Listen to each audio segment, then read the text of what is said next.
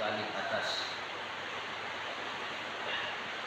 Dan jangan pula dipelajarkan segala masalah yang sulit-sulit, dibuat bangga sekiranya jika tiada ada yang bisa jawab, maka kelihatanlah lebih ilmunya daripada yang lain-lain.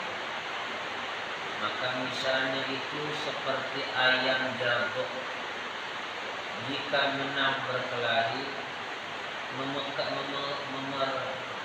memekarkan sayapnya, merah jenggernya, dan nyaring kriuknya, maka sekalian kelakuan orang yang begitu terbenci di dalam aturan ulama. Dan lagi, apakah keuntungannya di dalam yang demikian itu? Sebagai lagi, jangan ia membaca kitab-kitab yang besar, maka ditakuti bahwa nanti itu kitab ke barat dia, ke timur adanya. Wallahu a'lam bishawab. Wa ilmuhu atamu ahkamu wa la ilma lana illa ma'alam. Masih pembahasan pasal yang ke-7, adab mengaji ilmu. Yang berikutnya kata Usman, kemarin sudah dijelaskan oleh beliau dalam karyanya bahwa jangan membaca ilmu usul yang dalam-dalam, jangan membaca atau mempelajari ilmu tauhid yang terlalu dalam. Kenapa? Dikhawatirkan goncang imannya. Kalau terlalu dalam sementara dia belum mumpuni pengetahuan tauhidnya, nah itu dikhawatirkan kata Usman. Jadi mengajarkan ilmu kalam, ilmu usul, ilmu tauhid yang menjadi mengenal seorang itu akan Allah dan sifatnya. Nah, cukup udah tuh, mengenal Allah dengan sifatnya dan amaliyah dia, prakteknya dia sebagai seorang mukmin kepada Allah, itu sudah cukup supaya tidak dikhawatirkan keimanannya goncang karena terlalu dalam pembahasannya. Dan jangan pula diajarkan segala masalah yang sulit-sulit dibuat bangga. Jangan juga mempelajari yang sulit-sulit sekira nanti jadi bahan kebanggaan. Orang ada yang bisa ngaji kayak gini, cuma kita doang nggak bisa misalkan. Nah ini jangan, ilmunya jadi bangga tuh dengan ilmunya. Kan buahnya ilmu itu takwa kepada Allah, takut sama Allah, dan memiliki akhlakul karimah. Itu buahnya takwa, buahnya ilmu. Jadi bukan buahnya ilmu itu dengan membanggakan dirinya karena merasa pengetahuannya sudah banyak, sehingga dia merasa dia yang paling berilmu. Makanya yang dia sampaikan masalah yang sulit. Akhirnya orang kebingungan. Nah ini jangan. Jika tiada ada yang bisa jawab, maka kelihatanlah lebih ilmunya tuh. Kalau dia menyampaikan masalah-masalah yang sulit, yang rumit, sekira orang tidak bisa menjawab, akhirnya timbullah kibirnya dia, sombongnya dia. Oh ya, yang lain tidak bisa jawab. Saya kasih pertanyaan. Nah ini tidak diperkenankan. Makanya tadi Al-Fakir bilang buah ilmu takwa kepada Allah, takut sama Allah, dan berakhlakul karimah. Itu buah ilmu. Bukan untuk jadi bahan kebanggaan dan kesombongan kepada yang lain, tidak. Daripada yang lain-lain, maka misalnya itu seperti ayam jago. Nih, Habib Usman mencontohkan, mengibaratkan seperti ayam jago yang menang dalam berkelahi. Itu ayam tadi ketika menang, wah dia mekarin tuh sayapnya. Jenggernya kelihatan merah, dia kerotok, priuk, kencang. ditunjukin tuh sama lawannya bahwa kita nih yang hebat, kita yang pintar, kita yang jago. Nah, jadi kata Usman, jangan seperti ayam jago. Ayam jago yang menang berkelahi. Dia mengibarkan sayapnya selebar-lebarnya, jenggernya berubah merah, lalu keruyuknya kencang. Nah, jangan seperti itu kata Usman. Karena tadi kalau orang punya ilmu tapi justru dengan ilmunya jadi bahan kebanggaan, nggak ada manfaat ilmunya. Itu yang dikhawatirkan oleh Nabi kita Muhammad sallallahu alaihi wa alihi wasallam. Asyaddun nasi adaban alimun la yanfa'ullah bi'ilmi atau kama qala Nabi. Nabi nyatakan paling berat siksaannya seseorang di hari kiamat adalah orang alim, orang yang berilmu, tapi Allah tidak jadikan ilmunya itu bermanfaat, baik manfaat buat diri dia, terlebih-lebih manfaat buat orang lain. Na'udzubillah. Itu kata Nabi, asyaddun nasi adaban, paling berat siksaannya. Berat siksaannya, bukan gampang. Makanya guru-guru kita itu, beliau itu sangat khawatir kalau beliau itu dianggap sebagai ulama, apalagi disebut tokoh, ngeri. Sebab menyandangnya itu berat. Tidak semudah kita membolak-balikan tangan. Maaf, sementara di akhir zaman ini kalau sudah dijuluki dengan sebutan-sebutan yang besar, sebutan-sebutan kemuliaan, apakah dengan sebutan kiai, sebutan ustaz, sebutan dai, sebutan muballigh, sebutan tuan guru, itu naudzubillah terkadang timbul di hati akan kesombongan. Ini mengerikan. Jadi Habib Utsman bin Yahya rahimahullah mengingatkan kepada kita sampai ke dalam urusan batin kita. Tidak hanya zahirnya aja beliau mengingatkan kita, sampai ke batin kita beliau mengingatkan. Jangan sampai ilmu itu jadi bahan untuk berbangga-bangga, untuk kesombongan, selayaknya ayam yang tadi menang berkelahi. Na'udzubillah. Dan lagi, apakah keuntungannya di dalam yang demikian itu? Kalau sudah demikian, punya ilmu tapi jadi bahan kesombongan, bahan untuk membanggakan diri, apa untuknya dapat ilmu kan? Gak ada keuntungan dapat ilmu. Justru yang seperti ini dilaknat oleh malaikat. Na'udzubillah. Ini yang disebut dalam salah satu karya ulama dalam kitab Zubat. Tadi Syekh Ahmad bin Ruslan rahimahullah ta'ala, beliau menyebutkan fa'alimun bi'ilmihi lam ya'malan mu'adzabun min qabli 'abidil basar.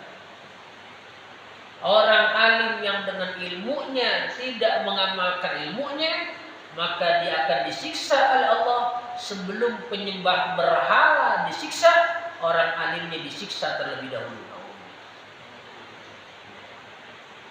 Ngeri.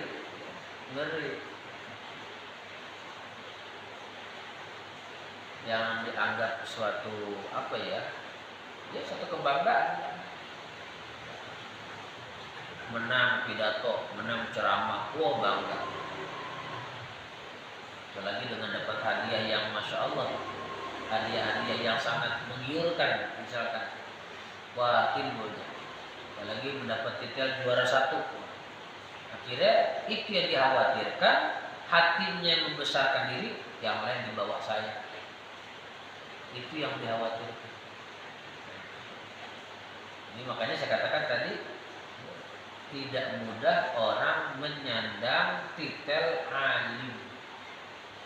Berat. Tapi di akhir zaman dijadikan sebagai kebanggaan.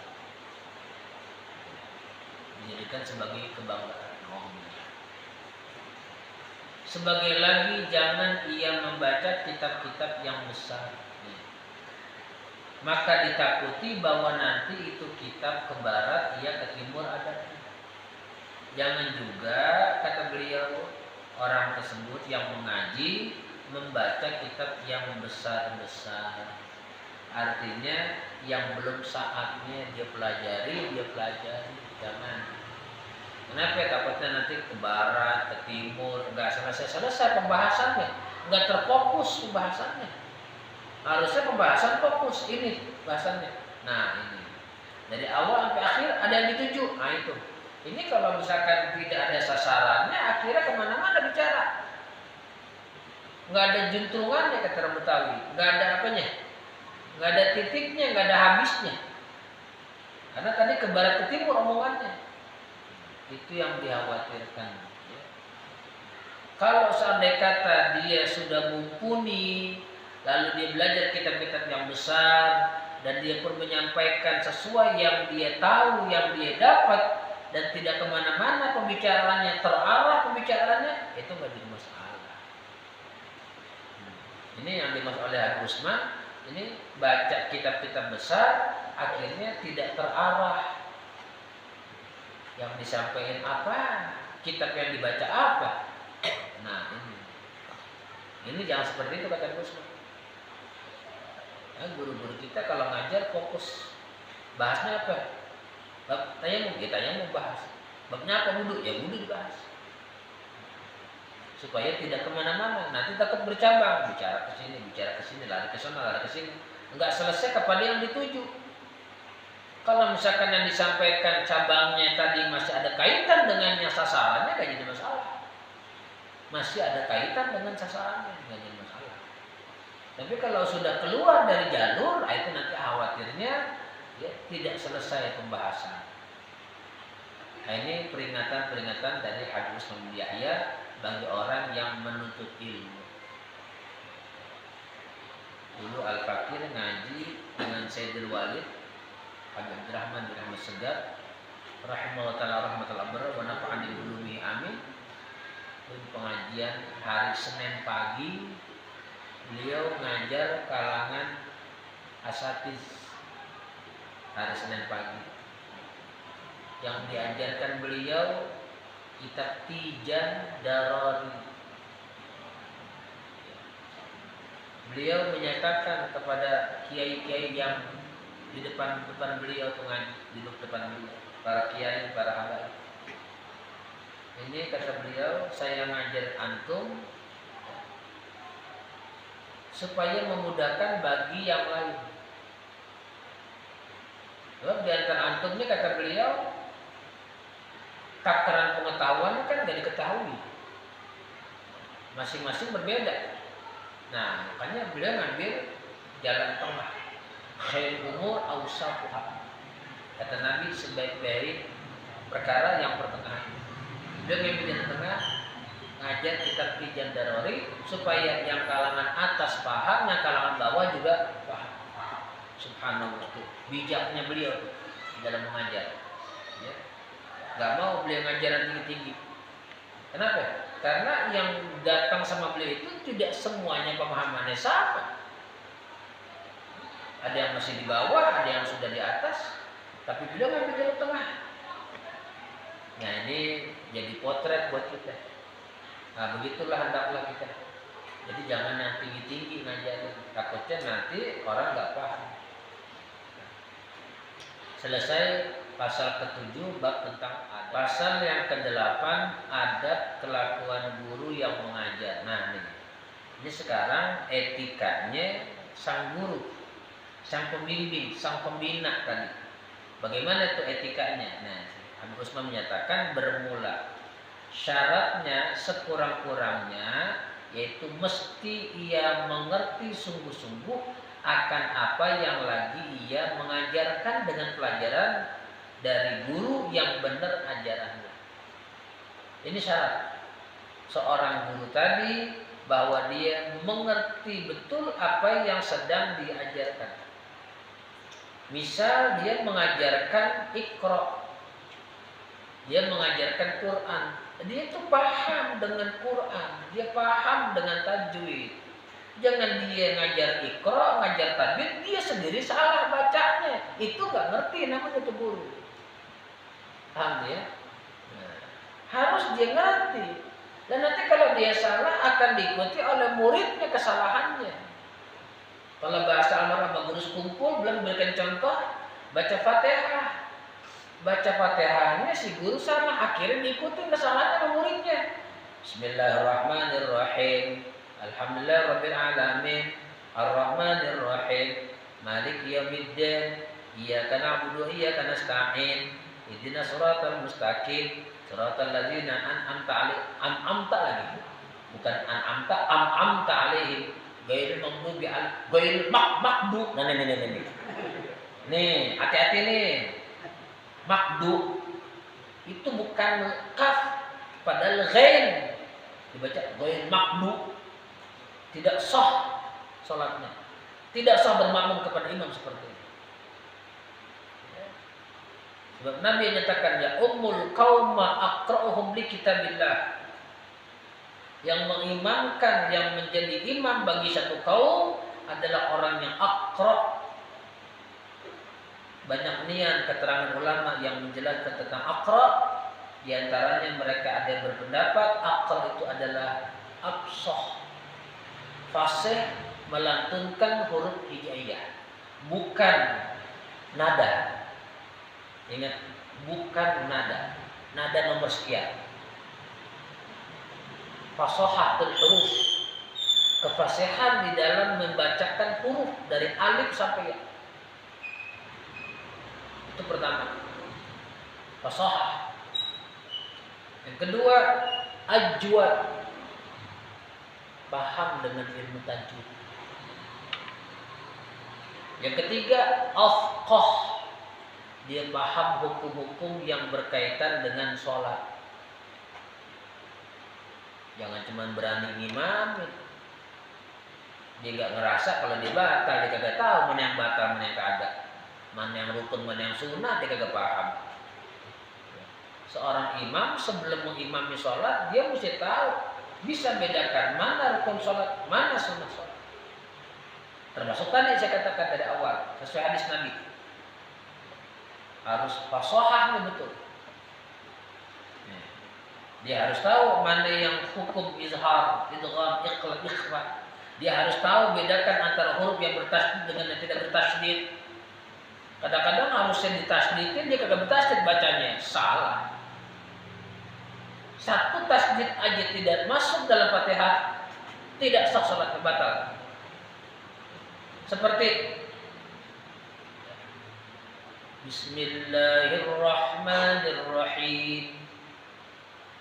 Lafzul jalalah Allah ada tasydid. Ar-Rahman ada tasydid. Ar-Rahim ada tasydid. Tapi ada orang tidak dibacanya tidak pakai tasydid, batal. Karena Fatihahnya tidak sah. Bismillahirrahmanirrahim. Alhamdulillahirabbil alamin. Ar-Rahmanirrahim. Tidak sah salatnya. Jelaskan. Pengen tampil belum mumpuni. Kata Sayyidina Umar Ibn Al-Khattab radhiyallahu anhu, tafaqqahu qabla an tusawwidu, qabla an tasudu. Belajar engkau sebelum kau mimpin. Ini kagak mau belajar, maunya mimpin mulu. Disalahin orang, ditegur orang gak nerima. Ada kalimat dalam Quran, wallahu faddala ba'dahum ala ba'din fi rizq. Allah mengutamakan di antara kalian sebagian dengan kalian dalam urusan rezekinya. Dotnya ada tasydid tapi tidak dibaca tasydid, dosa baca Qurannya. Wallahu faddala ba'dakum ala ba'din rizqi, dosa. Harus jelas wallahu faddala ba'dahum. Nah, ini ucapan Sayyidina Umar Khattab paling benar. Dia bilang, belajar dulu baru mimpin. Ini belum belajar pakainya mimpin mulu. Orang pribumi lah. Hah? Orang pribumi, orang asli. Apanya? Mungkin yang Dia mau orang pribumi kah, bukan pribumi, disuruh Nabi belajar. Disuruh Nabi belajar, yang nyuruh kanjeng Nabi kita belajar. Tapi bila ditegur orang kagak nerima, ngambek deh, kagak datang-datang. Padahal bacanya salah. Orang yang tahu bacaan seseorang berarti orang lebih paham daripada yang baca. Cuman orang menegur nanti takut ada masalah, fitnah timbul, keluar bahasa kayak sok pintar lah, kayak yang paling tahu lah. Padahal emang dia orang tahu, cuman gak langsung ngomong, nanti takut timbul fitnah. Ini kira-kira diingetin nerima kan? Takut dia gak nerima. Gue sekian lama jadi imam di sini kagak ada negor, baru lo yang negor. Nah, nih repot urusan kan begini. Ini terjadi sama diri saya. Terjadi sama diri saya. Saya negor orang padahal bacaannya memang betul salah. Dan tidak saya doang yang bicara, yang lain pun sama bicara. Iya, salah bacanya. Saya tanya lagi guru qiraatnya, Ustaz Aib Saifullah yang ngajar di Anwar Toha. Saya bilang benar gak baca begini? Oh salah katanya. Berarti selama ini yang saya sampaikan benar, nggak salah. Coba saya tanya langsung ahli qiraat, benar itu salah bacanya. Saya sampaikan bersangkutan, nggak nerima. Ya udah, ya nggak perlu dicari. Itu kan pengalaman hidup saya. Dari situ saya mengambil. Makanya sekarang saya menegur orang mikir-mikir. Ya itu kan salah satu di antaranya. Kenapa kita negur? Kita sayang sama dia orang. Jangan sampai dia berdosa baca Qur'annya. Bukan kita negur itu merasa sok pinter, sok alim, kagak. Kita sayang sama dia biar dia jangan dapat dosa. Nah, nerima ada kira-kira diingetin itu aja. Makanya kata Imam Ghazali dalam kitabnya Ihya Ulumuddin apa ya? An-nasihah sahlatun. Nasihat itu mudah untuk disampaikan. Wal muskilu qabuluha. Yang sulit nerima itu nasihat. Nerimanya berat, apalagi menyandang gue ustaz, gue kiai, gue orang tua, gue orang alim. Ditegur, siapa ente? Wah, enggak selesai. Enggak kelar deh. Dulu kakeknya Mu'alim Kamal guru saya baca Quran ada sedikit keliru. Beliau lama ngaji di Mekah. Ada yang nonton. Ini cerita guru saya sendiri Mu'alim Kamal. Ada muridnya nonton, Mu'alim tadi salah keliru bacanya. Oh, astagfirullahaladzim. Yang mana? Yang tadi Mu'alim kalian baca dulu. Masya Allah, jazakallah khair, makasih ya. Minggu depannya beliau ngaji qiraat dengan guru di Banten untuk memperbaiki bacaannya. Tidak marah beliau. Ya. Siapa ente negor-negor aneh? Enggak begitu. Mungkin orang sekarang ngambekkan ditegur. Kasih tahu yang baik dan nerima. Ya udah, akhirnya gak ditegur lagi sama orang. Sepanjang umur salah mulu bacaannya. Orang yang gak paham, khair aja udah. Thayyib, Zain, good. Orang yang paham sakit kuping. Yang paham sakit kupingnya. Yang gak paham mah Zain aja udah, khair aja udah, good udah pokoknya. Ini tadi kalau kita bergaul dengan guru-guru yang qiraat, itu kita nambah pengetahuan dengan bergaul bersama guru. Saya beberapa waktu saya nanya dengan Ustaz Aib tentang bacaan. Bukan berarti saya bisa begitu aja. Nanya, saya mah ahlinya. Karena ahlinya beliau. Saya tanya sama ahlinya. Bukan tanya dengan yang tanggung-tanggung, saya nggak mau. Saya nanya yang ahlinya langsung. Ini bacaan gini, bener gak nih bacaan? Salah gak nih kalau ada orang baca begini? Dia bilang, salah. Berarti saya membuat nggak salah nih. Karena salah, emang salah bacaan. Ini kan kadang-kadang begitu.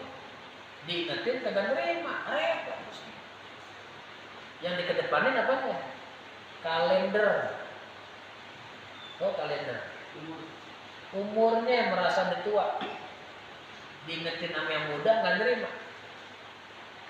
Tuh. Ini yang berat diingetin. Apalagi maaf nih. Udah mimpin di masyarakat. Ditegur bacaan salah nggak terima. Aneh mimpin tahlil nggak ada yang negur aneh, cuma ente negur aneh. Nah ini. Benar yang negur berarti lebih tahu dari dia. Jadi orang yang paham Quran itu sedikit aja bacaan Quran orang yang salah itu nggak bisa dibohongin. Kuping dia tuh tidak nyaman mendengarnya. Kalau yang tidak paham mah udah cakep banget. Tapi yang paham, aduh sakit. Hadis bin Ni'mah dulu Al-Fakir ngontrak di RW 14 dekat Dr. Lukman Hakim. Ada pengajian. Entah dari mana sumbernya, wallahu alam.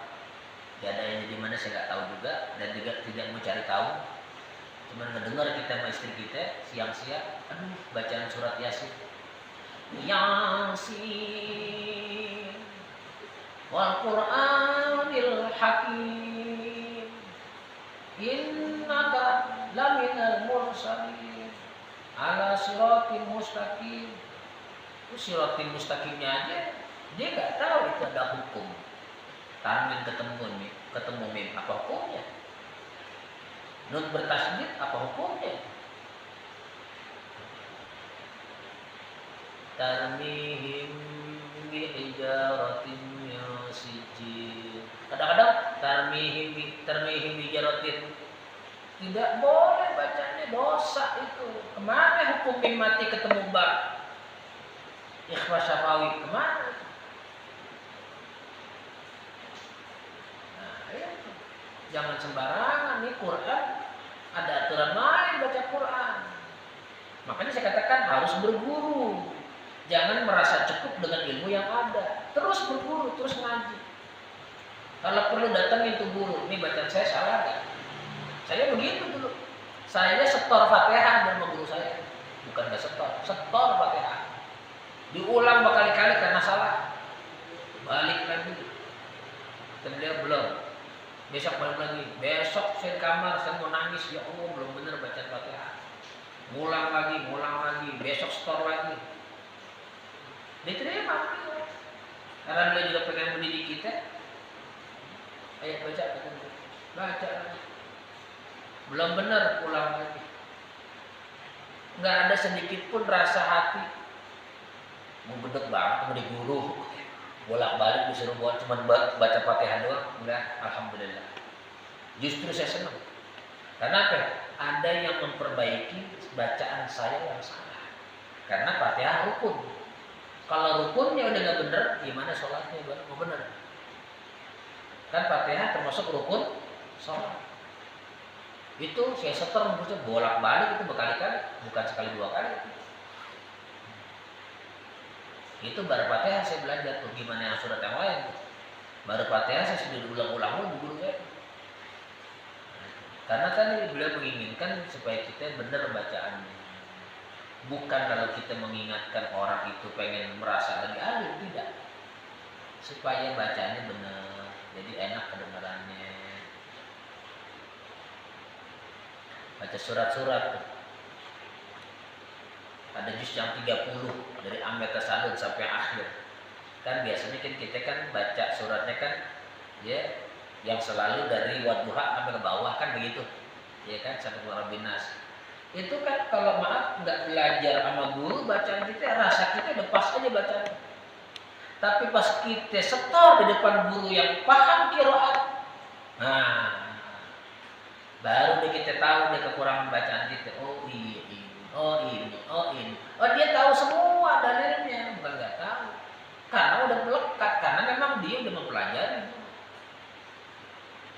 Terutama tadi ilmu tajwid. Mana yang mat silah qasira, mana yang mat silah tawila, mana yang mat wajib mutasil, bagaimana panjangnya berapa, mat jaiz munfasil berapa panjangnya, mat asli berapa panjangnya. Itu kan ada keterangannya dalam pelajaran tajwid. Nah, ini tidak perlu saya sampaikan karena memang bukan bagian saya di sini. Ya, nanti ada ustadznya nanti yang ngajar di sini. Ya. Pelajaran masalah makharijul huruf itu. Kembali ke masalah. Sungguh-sungguh apa yang lagi akan mengajarkan dengan pelajarannya tuh. Jadi guru yang bakal mengajar tadi, misalkan faknya apa? Tadi itu mesti paham dengan apa yang bakal dia sampaikan. Jangan dia nggak paham.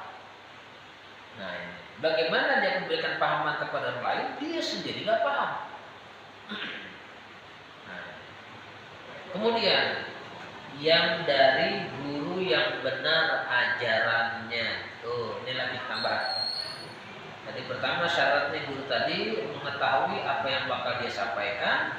Kemudian yang kedua, si guru tadi juga guru yang benar ajarannya. Bagaimana yang ajaran benar? Yang ajarannya selalu berkiblat kepada Al-Quran, kepada hadis-hadis Nabi, kepada fatwa ulama, kepada qiyas, ijma', itu yang benar. Gak lepas dari itu semuanya. Makanya inilah ya pedoman kita akidah Ahlus Sunnah wal Jamaah itu pengambilan hukum pertama dari Al-Quran, kedua dari hadis Nabi, ketiga dari ijma ulama, keempat dari qiyas. Quran hadis jelas ada pasal-pasal di Al-Quran yang menjelaskan tentang hukum misalnya jual beli. Quran menjelaskan tentang masalah warisan, masalah nikah. Nanti dijelaskan lagi dalam hadis Nabi. Dari Quran dan hadis Nabi ini lalu dikeluarkan fatwa oleh majelis ulama, namanya ijma ulama. Ada lagi namanya qiyas. Qiyas itu menyamakan satu perkara pada perkara. Seperti mana? Seperti kita zakat pakai beras. Di zaman Nabi nggak ada sahabat yang zakat fitrah pakai beras, tapi mereka zakat pakai apa? Pakai kurma atau gandum. Sekarang gimana kalau kita mau zakat fitrah, mau ngikutin Nabi, sementara orang Indonesia bukan makanan pokoknya itu kurma dan gandum. Makanan pokoknya apa? Beras. Di zaman Nabi, kenapa fitrahnya kok pakai korma, pakai gandum? Karena makanan pokok dan mengenyangkan tubuh. Nah, beras pun makanan pokok dan mengenyangkan tubuh. Jadi beras ini mengkias hukum daripada kurma dan gandum. Kenapa? Karena sama-sama makanan pokok, sama-sama menguatkan badan. Sahlah dikeluarkan zakat fitrahnya. Tuh. Empat ini nih pedoman kita akidah Ahlus Sunnah wal Jamaah. Quran, hadis, ijma, qiyas. Ini yang benar ajarannya. Yang tidak mengikut empat ini nggak benar. Seperti ada ajaran yang tidak wajib sholat Jumat. Ini nggak benar ajaran. Bertentangan dengan Quran dan hadis. Karena Jumat diwajibkan sama Allah. Ya ayyuhalladzina amanu idza nudiya lis-salati min yaumil jumu'ah fas'au ila dzikrillah wa dzarul bai'. Dzalikum khairul lakum in kuntum ta'lamun. Shadaqallahu adzim. Jadi Quran disebut kayak orang-orang yang beriman, labbaik Allah sa'daik. Jikalau dipanggil azan untuk salat Jumat, maka segeralah kemenuhi panggilan tersebut. Ini perintah Allah dalam Quran. Wajib salat Jumat. Ini ada satu komunitas bagi mereka Jumat tidak wajib. Jangan diikuti pemahaman ini, sesat.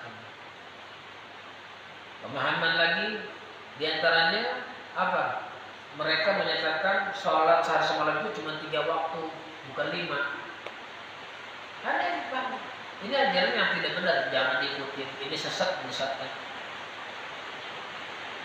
Udah sesat, menyesatkan, jangan diikuti. Nah, Jumat tidak wajib, sholat sehari semalam cuma 3 waktu. Yang tidak nyaman lagi apa? Beberapa sahabat Nabi, bahkan istri Nabi kita Muhammad SAW, Sayyidatuna Aisyah anha, itu dicela oleh mereka, bahkan dikutuk oleh mereka. Nah, jangan diikuti Muhammad itu. Ini tidak benar. Bahkan membolehkan kawin kontrak. Kawin kontrak.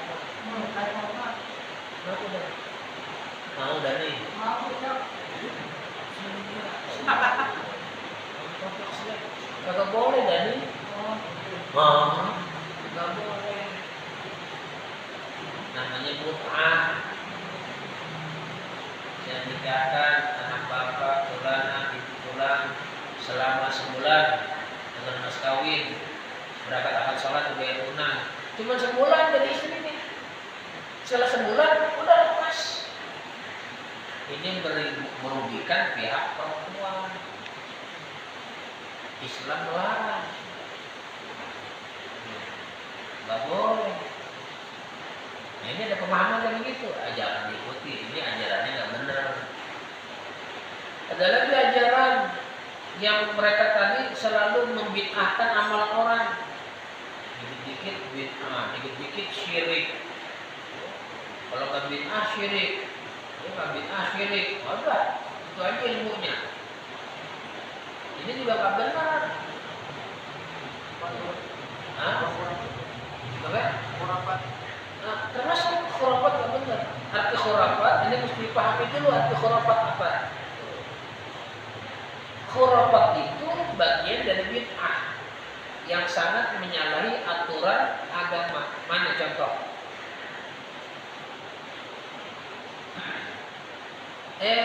Jangan duduk depan pintu ya. Ntar jadi miskin dan seterusnya. Itu nggak ada keterangan dalam Al-Quran. Pamali kata orang kampung. Apa lagi tuh? Allahumma shalli ala Muhammad wa ala Muhammad. Kalau mau keluar rumah, lihat dulu ya. Bagusnya kita ke kanan apa ke kiri? Dulu zaman jahiliyah, orang-orang jahiliyah dulu kalau mau musafir itu melempar burung. Burungnya dilempar, lihat ini burung terbangnya ke kanan atau ke kiri. Kalau ke kanan, wah bagus nih alamatnya, berangkat agak. Ke kiri, wah nggak untung nih, jangan berangkat. Itu termasuk khurafat.